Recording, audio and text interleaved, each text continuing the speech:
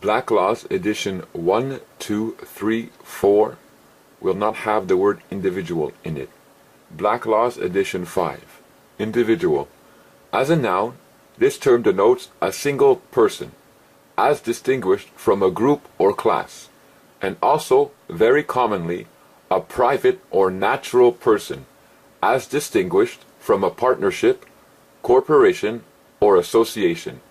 But it is said that this restricted signification is not necessarily inherent in the word, and that it may, in proper cases, include artificial persons.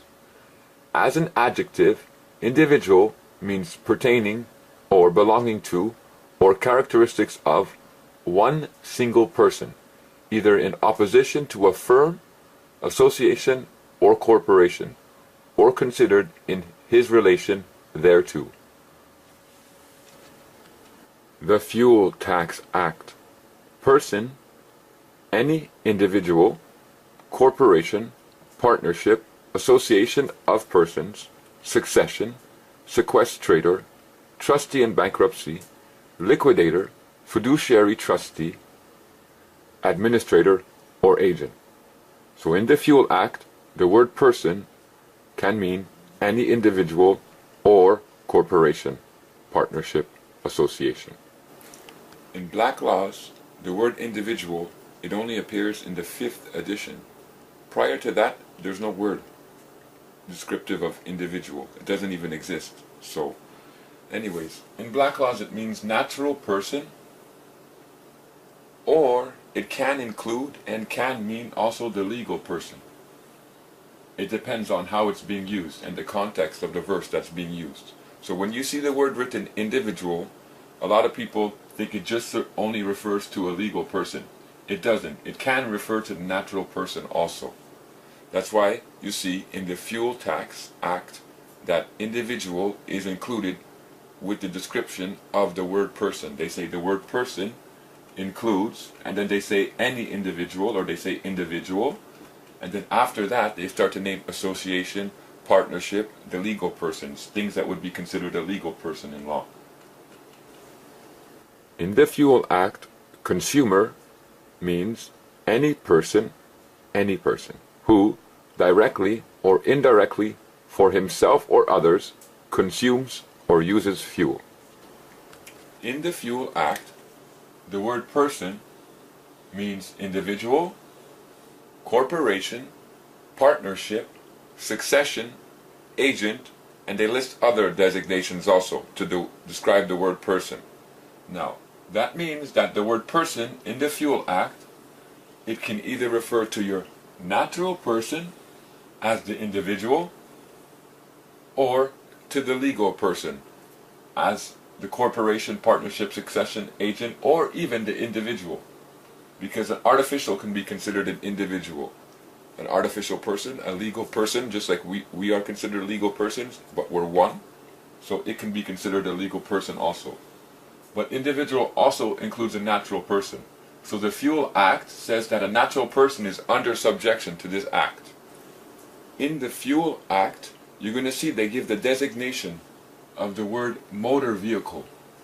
And the designation that they give, the term motor vehicle, will be completely different than the designation and the term and explanation that they say for motor vehicle in the SAQ Security Routier or Highway Safety Code, and in the rest of the provinces of Canada, the Highway Safety Codes.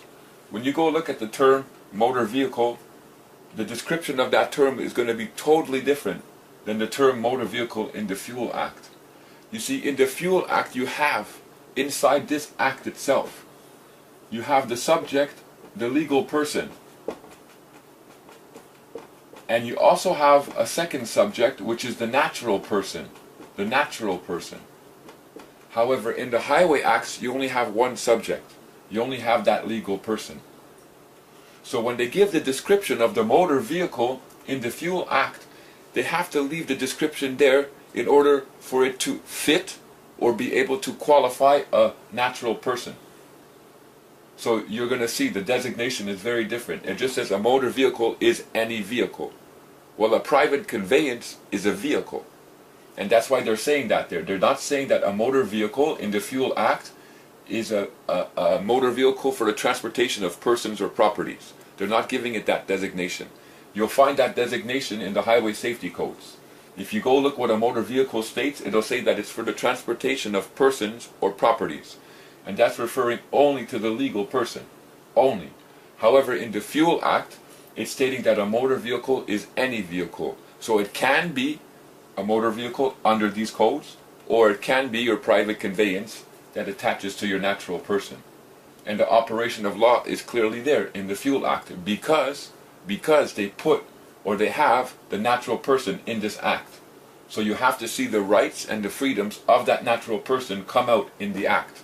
And it does. Now in the highway safety codes and the SAQ, there's no natural person there. There's only a legal person. So you will not find any operation of law for the natural person in the SAQ or highway safety codes. Canada, the Food and Drugs Act.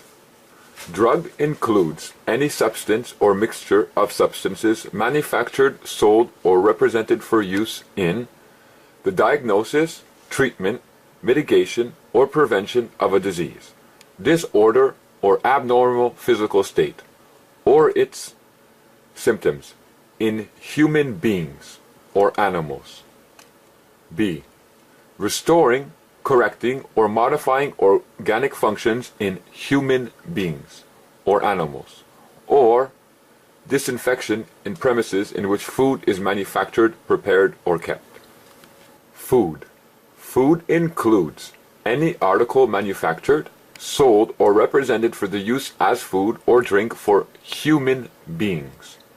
Chewing gum, and any ingredient that may be mixed with food for any purpose whatever. The Food and Drug Act, Canada, Article 3. No person shall advertise any food, drug, or cosmetic device. That's Article 3. Now, Article 4. No person shall sell an article of food that, you see, Article 5. No person shall label, package, treat, or process, sell, or advertise any food. Again, if you notice, it's always qualified now as person. No person shall manufacture.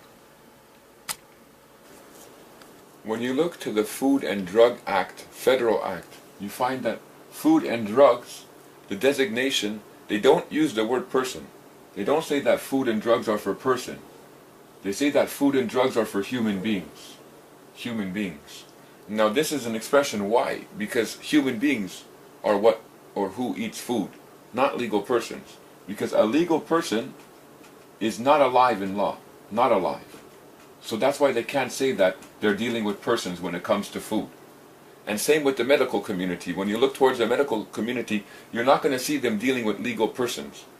Their acts and their regulations are not going to state, the doctors I'm talking about themselves, will not state that they're dealing with legal persons, but with natural persons or living beings.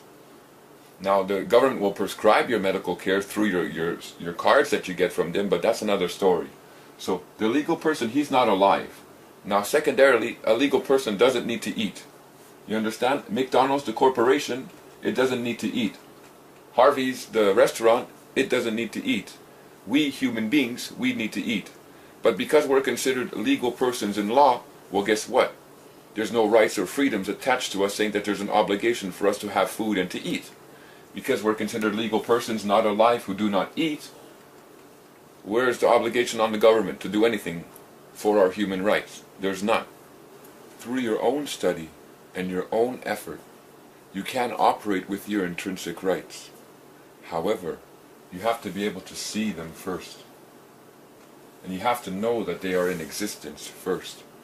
And once you have that base foundation, then you can build whatever you would like upon that foundation.